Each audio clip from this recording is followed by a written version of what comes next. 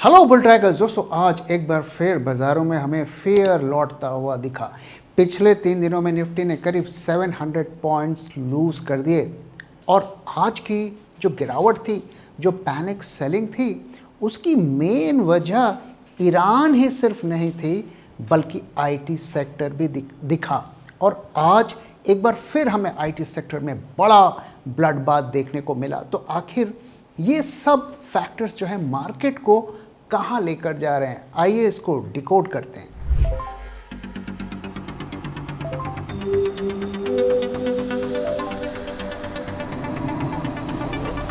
जब मार्केट की हो बात, बेटर आस्क बुल ट्रैक। सो आइए सबसे पहले एज यूजुअल हम ईरान वॉर की बात कर लेते हैं। वहाँ हमें क्या देखने को मिल रहा है।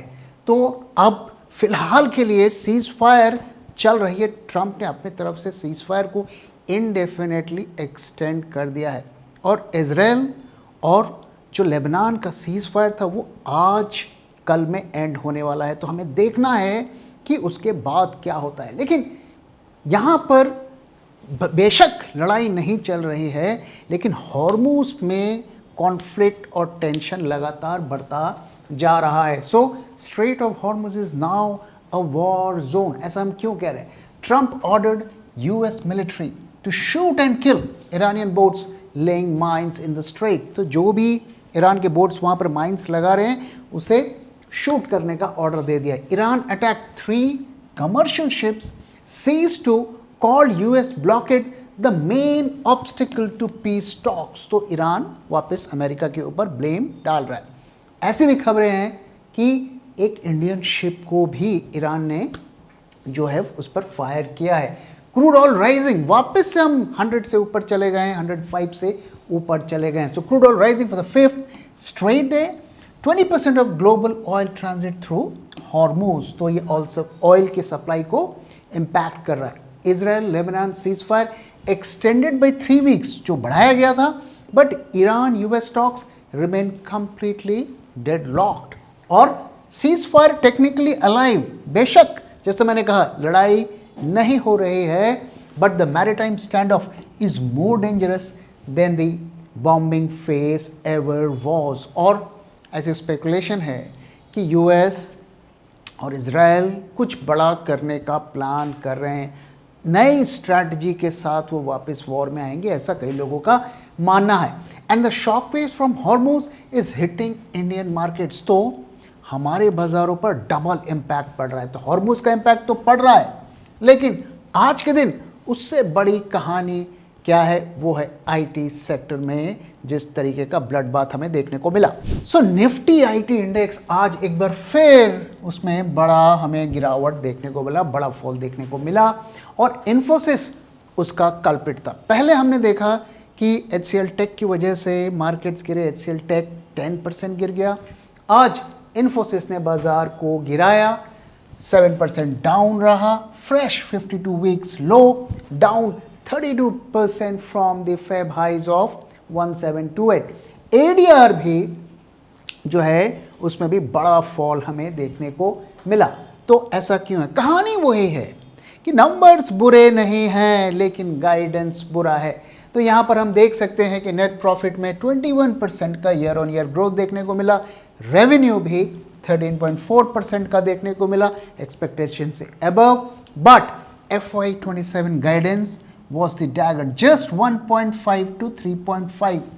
तो जैसा कि HCL के केस में हमने देखा कि उन्होंने अपनी गाइडेंस को कम किया, इन्होंने भी कम किया। ये क्या बता रहा है? ये बता रहा है कि फ्यूचर आईटी कंपनीज का अनसर्टेन है।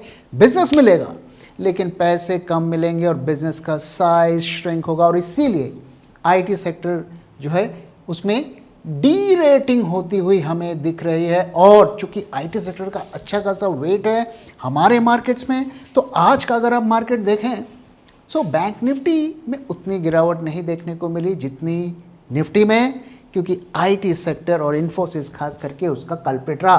So the carnage was sector wide इसमें देखने को मिला। ये सिर्फ इन्फोसिस की बात नहीं है। बीएसई आईटी में 67 out of 75 stocks fail today. पूरा सेक्टर रेड है। एचसीएल टेक कुछ दिन पहले हमने देखा कि 10% गिर चुका था। तो ये कहानी एक क्वार्टर की नहीं है, ये एक स्ट्रक्चरल आईटी सेक्टर की प्रॉब्लम है। और जिस तरीके से इतने सालों तक उन्होंने आलस पनाई के साथ पैसा कमाया, वो टाइम उनका ख़त्म हो गया। अब उन्हें कुछ नया करना पड़ेगा, कुछ डिफरेंट करना पड़ेगा। और जो जिस तरीके से वो अपनी दुकान इतने सालों तक चलाए थे, वो अब नहीं चलेगा। और हमें देखना है कि कितनी कंपनी अपने आप को री इन्वेंट कर पाती हैं आईटी सेक्टर में। और मुझे उम्मीद है कि ज़्यादातर जो कंपनीज़ हैं वो शायद जो है इस नए एनवायरनमेंट में अपने आप को रीस्टेब्लिश नहीं कर पाएंगे। और हम जानते हैं जब भी जो टेक्नोलॉजी चेंज होती है, काम करने का तरीका बदलता है, जो उसमें से सबसे ज़्यादा फिटेस्ट होता है वही सर्वाइव करता है, बाकी सब पिछड़ जाते हैं और पिछड़ते पिछड़ते धीरे धीरे ख़त्म हो जाते हैं। इसलिए आईटी सेक्टर में किस स्टॉक पे पैसे लगाने हैं, बहुत सोच समझ के लगाना दोस्तों, हड़बड़ी नहीं करनी है। रिटेल इन्वेस्टर्स आज कई स्टॉक्स में फंसे हुए हैं, जैसे कि सोला विनयार्ड्स, रेलटेल, ओला इलेक्ट्रिक। अब इन स्टॉक्स में रिटेल क्यों फंसते हैं? क्योंकि वो social media tips, FOMO and TV analyst पर रिलाई करते हैं। देखिए, स्टॉक का गिरना बड़ी बात नहीं है, पर आपके स्टॉक्स गिरने के बाद अगर रिकवर नहीं होते हैं तो ये बड़ी प्रॉब्लम है। 2008 में if you see, Bajaj Finance ने 1.5 लाख % का रिटर्न दिया, टाइटन ने 9000% का रिटर्न दिया, और वहीं पर डीएलएफ ने 10 साल लगा लिए ब्रेक इवन के लिए, और यूनिटेक जैसे स्टॉक जो आज तक रिकवर नहीं कर पाए। तो आखिर ऐसा क्यों होता है? इसकी दो बड़ी वजह है, क्वालिटी एंड वैल्यूएशन, यानी वो bad quality and high valuations पर स्टॉक खरीद लेते हैं। और अगर आपको किसी भी स्टॉक का क्वालिटी को चेक करना है तो आपको उसकी बैलेंस शीट को चेक करना पड़ेगा, which could take hours, और वैल्यूएशंस के लिए आपको हेवी मैथमेटिकल मॉडल्स को यूज करना पड़ेगा। और इसीलिए हम आपके लिए लेकर आए हैं बीटी स्टॉक एक्सरे, जहां आप सेकंड्स में किसी भी स्टॉक का quality and fair valuation check कर सकते हैं। So wait no more, act now and अपने पोर्टफोलियो की क्वालिटी स्कोर को बढ़ाइए और उसे वेल्थ क्रिएटर बनाइए, ना कि wealth destroyer. BT Stock X-ray, upgrade your portfolio now because hope is not a strategy.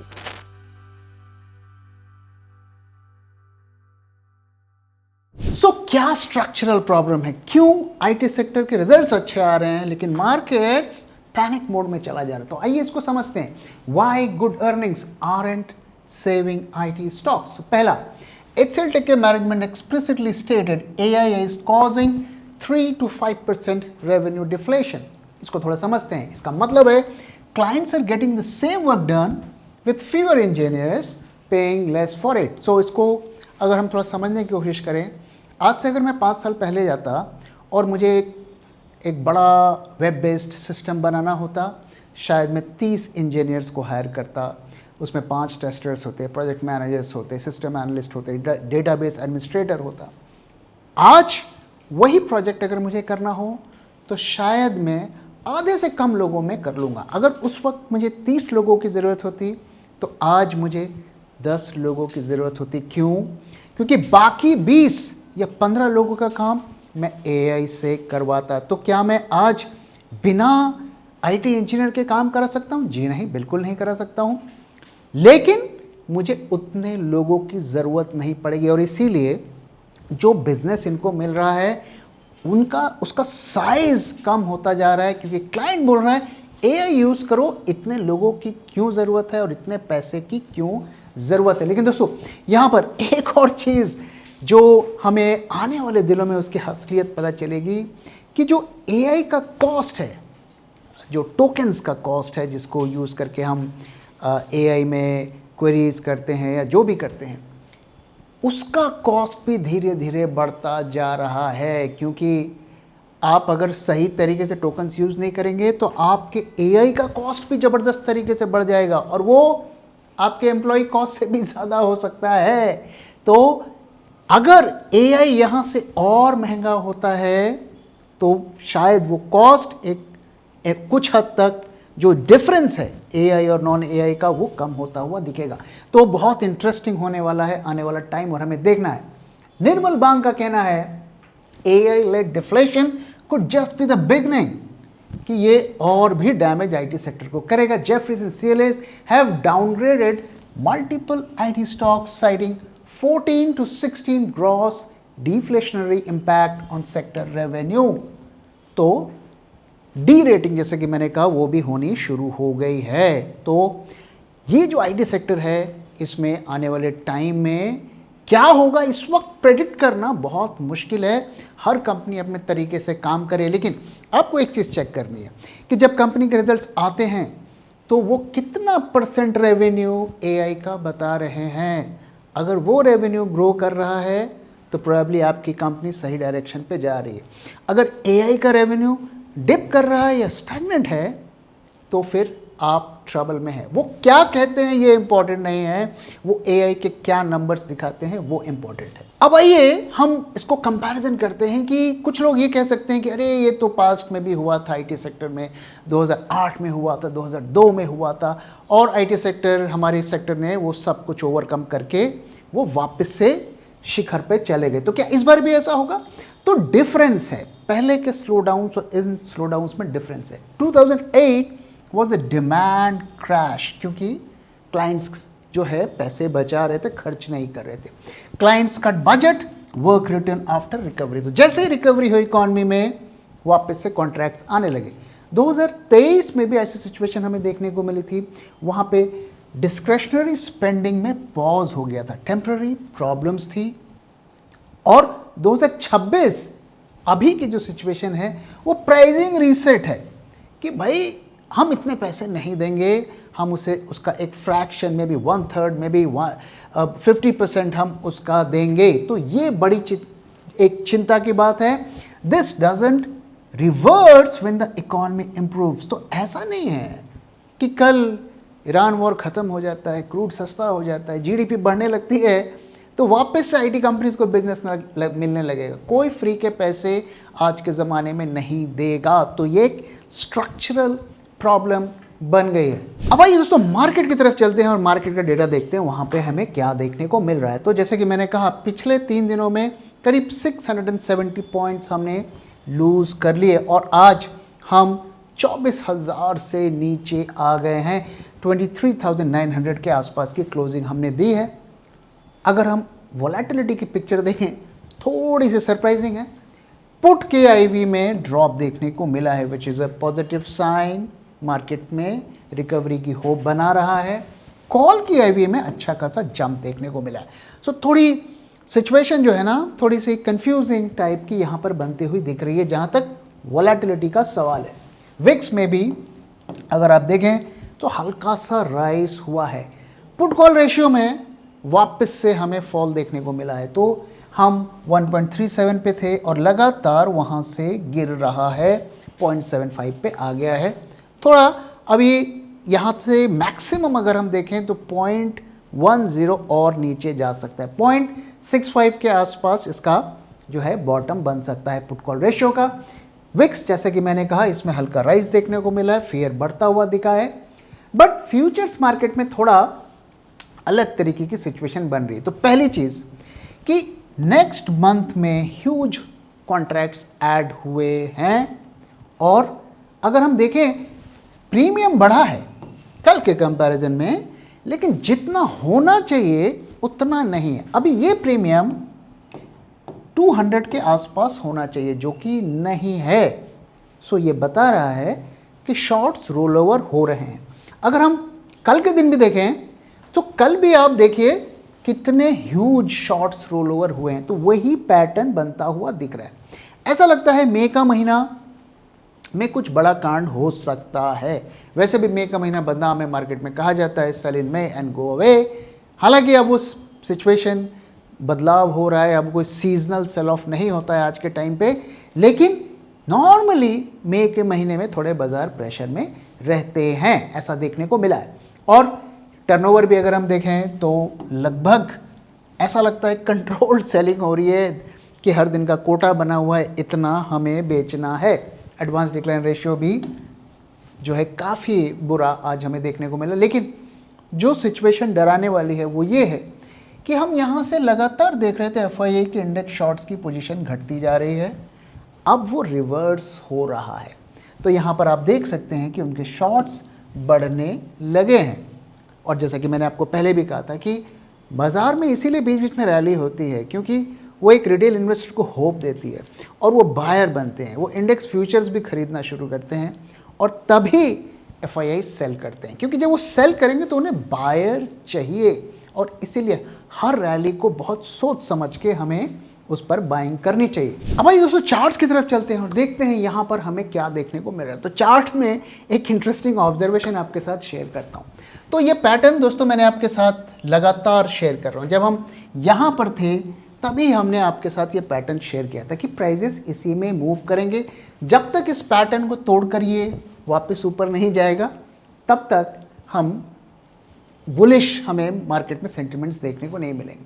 अब इसका जो है मिरर इमेज मार्केट ने बनाया और आप देख सकते हैं कि जैसे प्राइजेस यहाँ मूव कर रहे थे वैसे ही यहाँ मूव कर रहे। तो यहाँ पर वोलेटिलिटी बढ़ती जा रही थी, यहाँ पर वोलेटिलिटी घटती जा रही है। अब सिचुएशन क्या है? वही सिचुएशन, लगभग वही सिचुएशन है। जब इसने इस पैटर्न को ब्रेक किया मार्केट का ट्रेंड चेंज हुआ।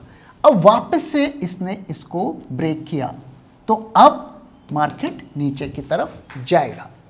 अब हमने आपके साथ एक और चीज़ शेयर की थी कि ये जो लेवल है 24,400, जब मार्केट इससे ऊपर जाए और नीचे जाए तभी हमें नेकेड शॉर्ट्स पे जाना है।